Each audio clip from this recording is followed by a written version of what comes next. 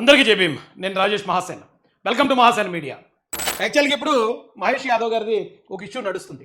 హైదరాబాద్లో ఏదో సంథింగ్ జరిగిందని, డ్రగ్స్ తీసుకున్నారని, ముందు ఆ టెస్టులు చేస్తే రాలేదని, తర్వాత వచ్చాయని రకరకాలు జరుగుతుంది. ఏం జరిగింది ఏంటనేది అక్కడ ఉన్న పోలీసు వారు చెప్పాలి, అక్కడ ఉన్న ఆ చట్టం, అక్కడ ఉన్న కోర్టులు చెప్పాలి.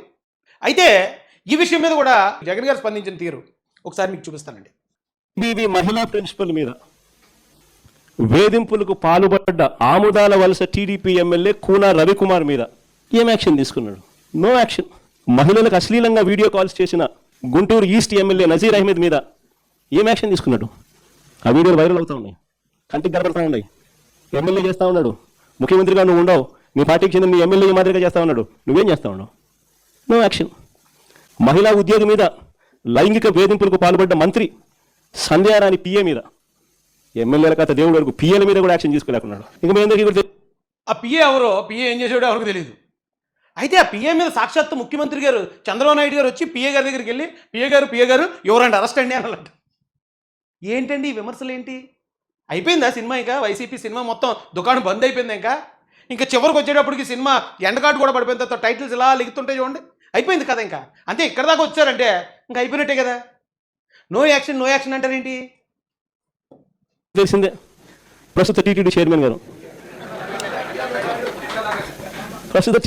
గారు ఆయనైతే ఒక మహిళను మోసం చేసి వీడియోతో ఫోటోలతో అడ్డంగా దొరికిపోయినా కూడా నో యాక్షన్.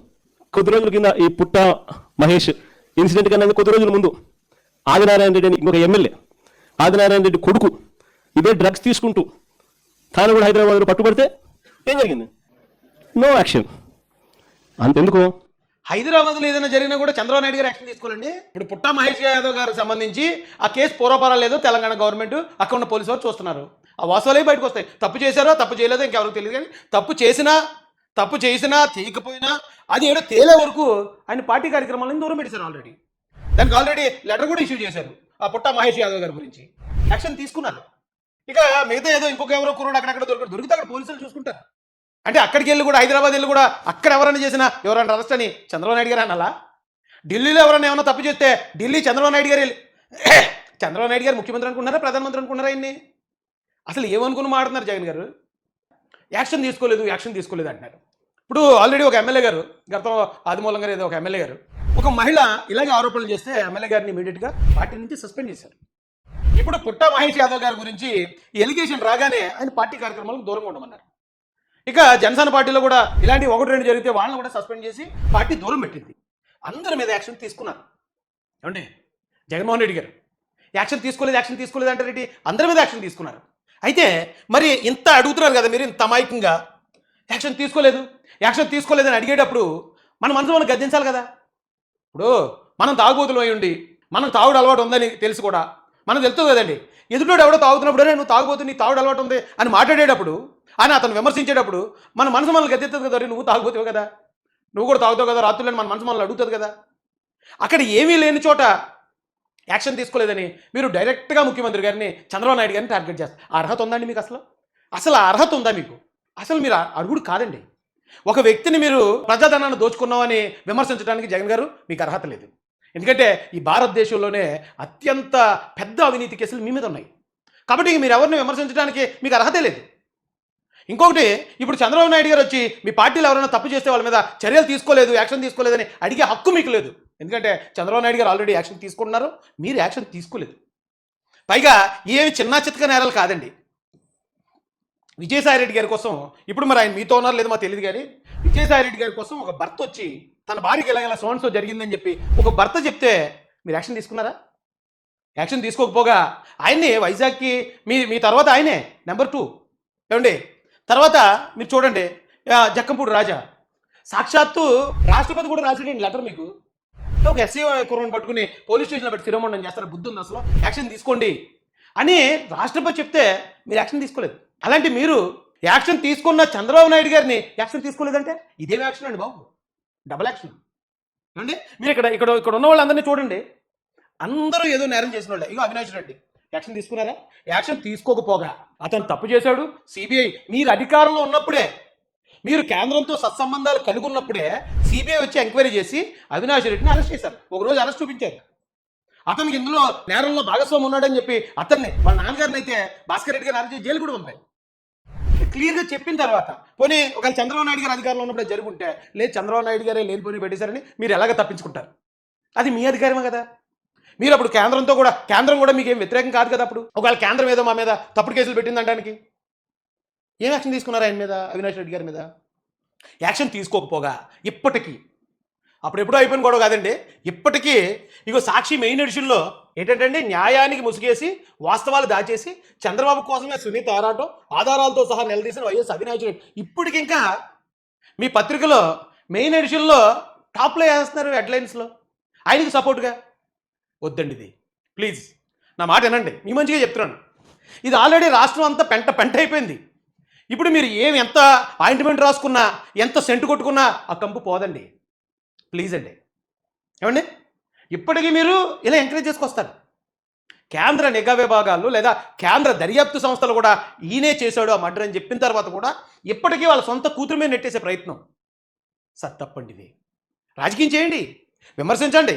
ఇప్పుడు పుట్టా సుధాకర్ యాదవ్ గారి విషయమో లేకపోతే మరొక విషయం మాట్లాడుతున్నారు కదా, మాట్లాడండి. వేరే వాళ్ళతో మాట్లాడించండి, వేరే వాళ్ళతో మాట్లాడించి వేరే వాళ్ళతో విమర్శలు చేయించండి. ఎందుకంటే ఆ ప్రాంతంలో ఆ ఏలూరు ప్రాంతంలోనో మరో ప్రాంతంలోనో మీ నాయకులు ఉంటారు కదా, వాళ్ళతో మాట్లాడించండి, విమర్శలు చేయించండి. బట్ మీరు మాత్రం విమర్శించకండి ఎవరిని. జగన్మోహన్ రెడ్డి గారు మరీ మీకే చెప్తున్నాను, మీరు ఎప్పుడు మీ లైఫ్లో ఎవరిని విమర్శించకండి. విమర్శిస్తే 10 విమర్శలు మీరు ఎదుర్కోవాల్సి వస్తుంది. ఇప్పుడు ఆ పలానా వ్యక్తిని అవినీతిపరుడు అన్నారు కదా జగన్ గారు, మీరు మరి మీ సంగతి ఏంటి అంటారు.